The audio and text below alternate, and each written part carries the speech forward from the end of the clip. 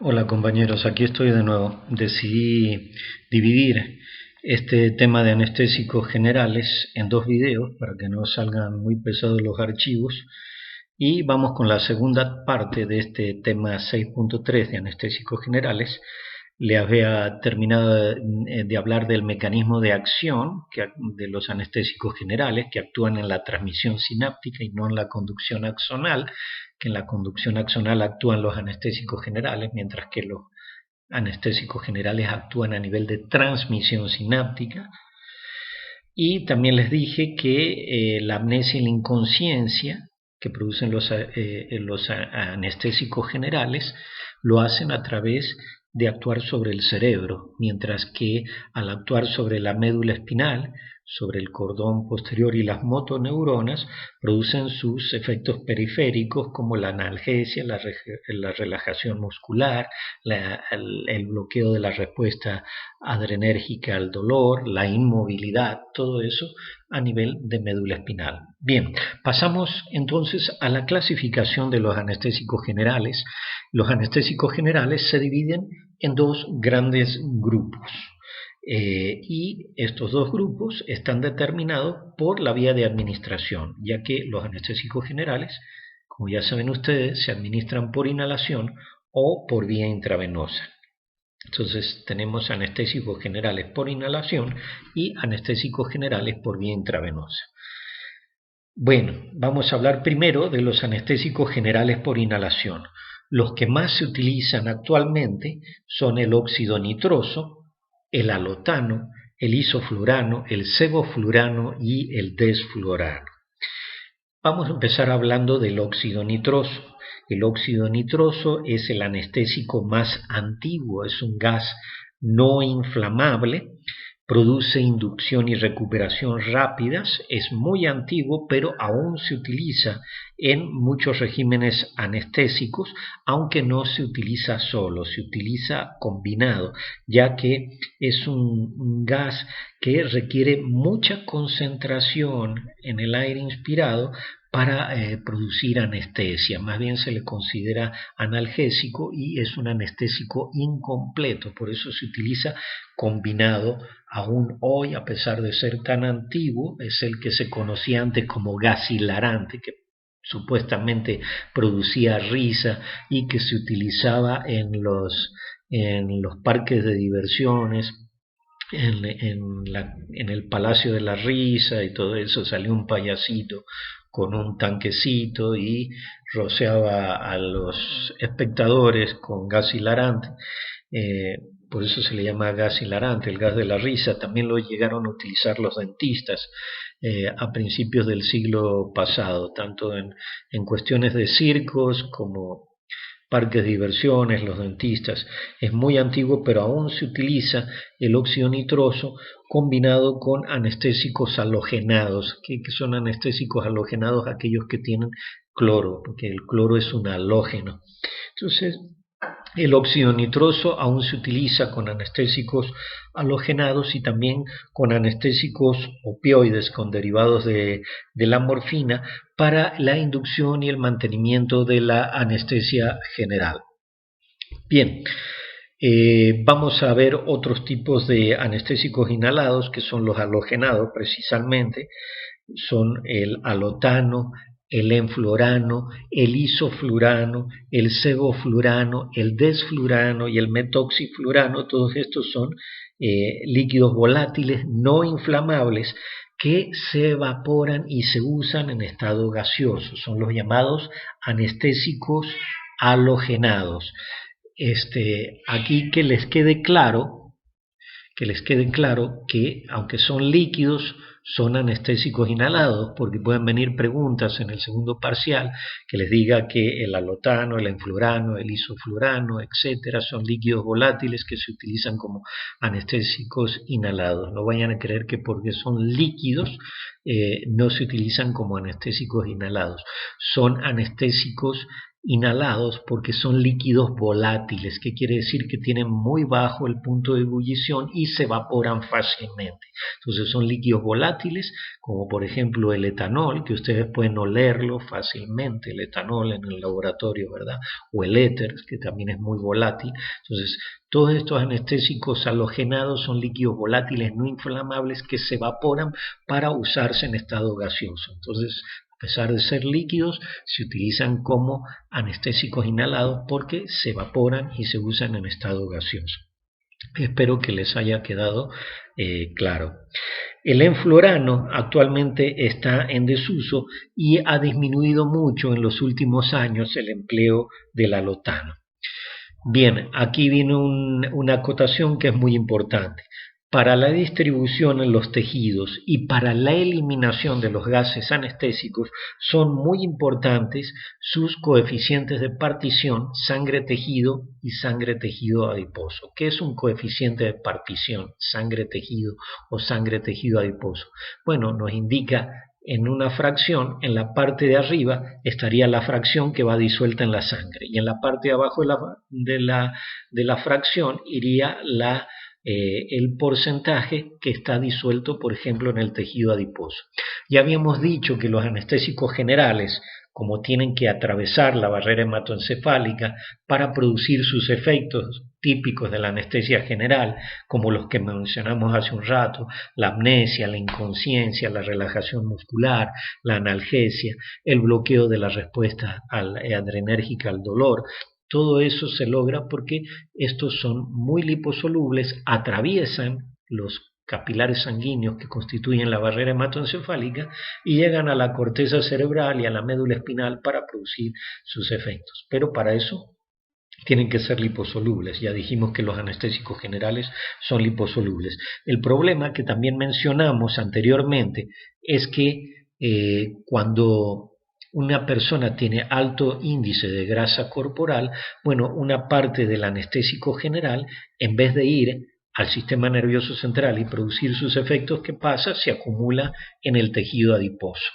Y eso quiere decir que las personas que tienen alto índice de grasa corporal le tenemos que aplicar mayor cantidad de anestésico general.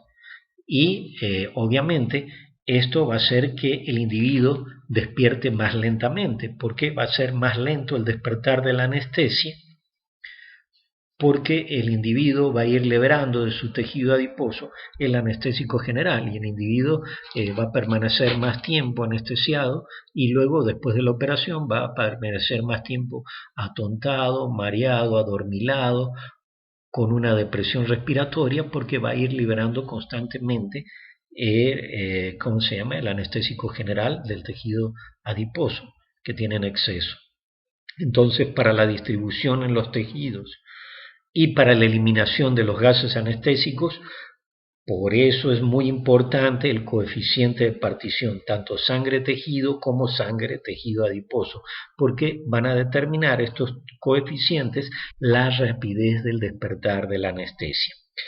Algunas sustancias por inhalación ya no se usan actualmente por su inflamabilidad, por ejemplo el éter y el ciclopropano, o bien por su toxicidad orgánica, como por ejemplo el cloroformo. Bien, vamos a hablar ahora de los anestésicos generales intravenosos. Los anestésicos generales intravenosos se pueden utilizar solitos o bien se pueden usar combinados con otros fármacos para lograr anestesia para cirugías o bien para sedar pacientes en unidades de cuidados intensivos que son ventilados mecánicamente durante periodos largos. Por ejemplo, un individuo que ha sufrido un infarto grave, que implica riesgo para la vida del paciente, a veces los médicos prefieren mantenerlos dormidos, sedados, casi inconscientes durante periodos largos, hasta que los electrocardiogramas den unos signos más normales que permitan volver al paciente a su estado, digamos, despierto, normal, y que no haya riesgos de que sobrevenga otro infarto. Entonces, no solamente se utilizan para cirugía, sino también para sedar pacientes en unidades de cuidados intensivos que son ventilados mecánicamente durante periodos prolongados. Bien, y son 4 grupos principales: los barbitúricos, que ya vimos en el tema pasado.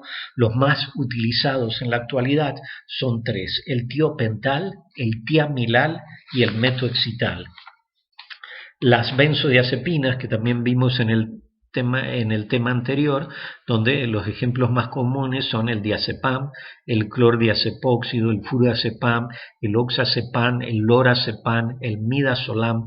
Todas estas benzodiazepinas generalmente no se utilizan solas para la anestesia general, sino que se utilizan combinadas, a excepción, por ejemplo, del midazolam, que se utiliza bastante para las anestesias en pacientes ambulatorios, para un procedimiento rápido que se requiera poco tiempo de anestesia y que el paciente pueda retirarse a su domicilio caminando. Por ejemplo, el midazolam se utiliza por vía intravenosa para un procedimiento como la endoscopía.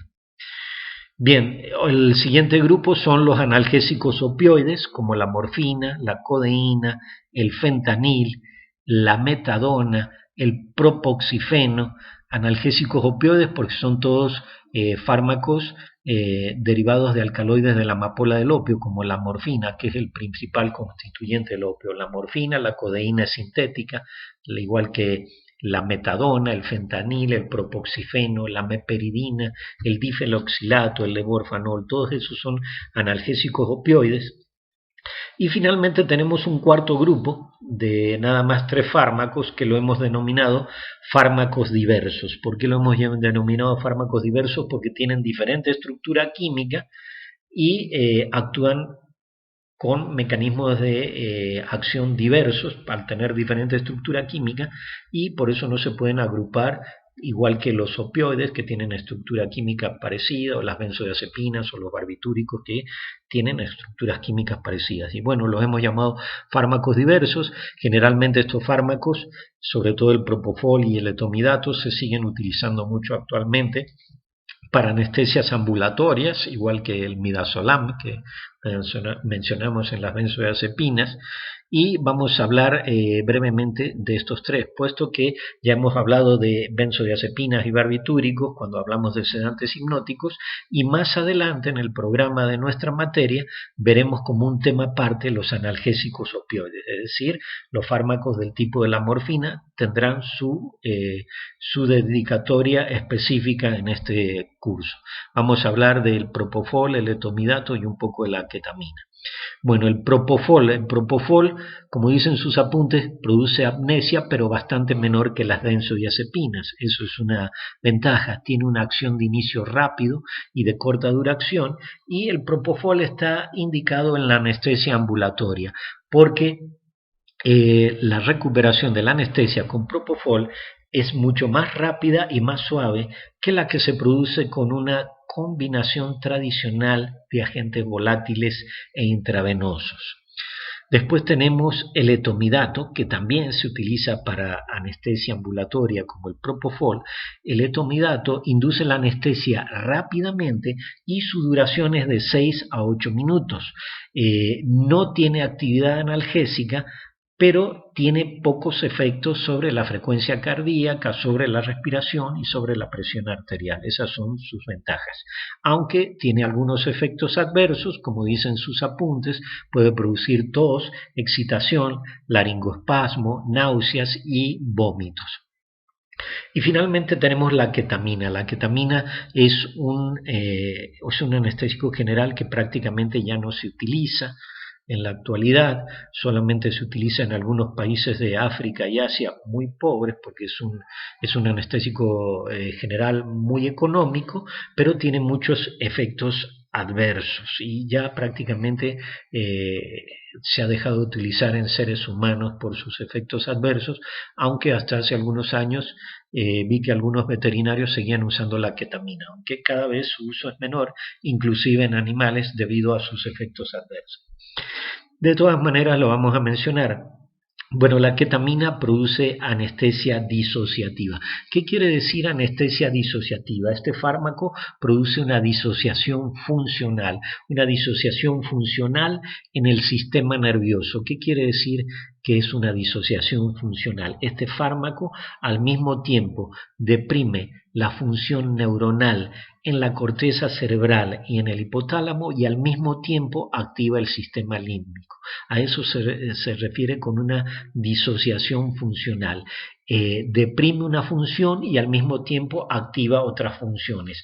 Deprime la función neuronal en el córtex y en el hipotálamo y al mismo tiempo activa el sistema límbico. Y esto implica que a veces los pacientes pueden estar con los ojos abiertos durante el procedimiento y quizás consciente en algunos casos, en algunas, digamos, partes del evento, puede estar consciente de lo que está sucediendo, lo cual no es muy bueno porque el paciente entra en desesperación, ¿verdad? Entonces, el tiempo de vida media de la ketamina es alrededor de 2 horas y los ojos, como les decía, pueden permanecer abiertos hasta que alcanzamos la anestesia profunda, lo cual, como les decía, no es muy bueno.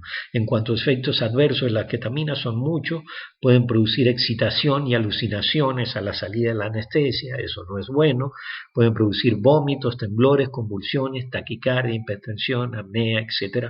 Y por eso ya últimamente ya no se ha utilizado como anestésico general en humanos, a excepción de algunos países que no tienen muchos recursos económicos y a veces tienen que recurrir a estos anestésicos generales que son muy económicos. Hoy en día, el que sean tan económicos en Estados Unidos, la gente que se dedica a drogarse a veces lo combina con cocaína con ketamina, CK. Cocaína con ketamina, CK, y por eso digamos, en el argot de los drogadictos le llaman Calvin Klein, igual que la marca de ropa interior de hombre y de mujer, Calvin Klein. En fin, compañeros, eso nada más es anecdótico de la ketamina. Ya no se utiliza mucho, a excepción de algunos países muy pobres de África o de Asia, porque es muy económica. Bien, vamos a ver los efectos adversos para terminar con este tema de los anestésicos generales. Vamos a ver primero los efectos adversos de los anestésicos inhalados. Todos los anestésicos inhalados son depresores respiratorios y sus efectos depresores obviamente se evitan por medio de ventilación mecánica, ventilación asistida durante la cirugía. Además, los anestésicos inhalados también deprimen la función mucociliar en las vías respiratorias y en las anestesias prolongadas pueden dar lugar a acumulación de moco, lo cual dificulta la respiración en los pacientes que están en anestesia general. Imagínense, eso es un problema a veces. Además, los anestésicos inhalados aumentan el flujo sanguíneo encefálico, recuerden bien esto, aumentan el flujo sanguíneo encefálico, pero disminuyen la filtración glomerular renal y disminuyen el flujo sanguíneo renal y hepático. Esto no es muy bueno porque al disminuir el flujo sanguíneo renal y hepático, el aclaramiento, la eliminación de los fármacos es más lenta, ¿verdad? Luego tenemos los efectos adversos de los anestésicos intravenosos. Empezamos con los barbitúricos. Los barbitúricos a grandes dosis van a disminuir la presión arterial y también van a disminuir el volumen de carga y el gasto cardíaco. Van a disminuir el trabajo del corazón, tanto el volumen como la frecuencia del corazón. Además, los barbitúricos también son depresores respiratorios como los anestésicos inhalados, aunque disminuyen el flujo sanguíneo encefálico. Habíamos dicho que los anestésicos inhalados aumentan el flujo sanguíneo encefálico. Bueno, los barbitúricos disminuyen el flujo sanguíneo encefálico, pero al igual que los anestésicos inhalados, también disminuyen el flujo sanguíneo hepático y disminuyen la filtración glomerular renal. Bien, en cuanto a las benzodiazepinas pueden prolongar el periodo de recuperación posanestésico y los analgésicos opioides, como actúan mucho a nivel del centro respiratorio de la médula espinal, los analgésicos opioides pueden producir depresión respiratoria posoperatoria que requiera ventilación asistida. Bien, esto es todo por hoy y nos veremos en el siguiente video.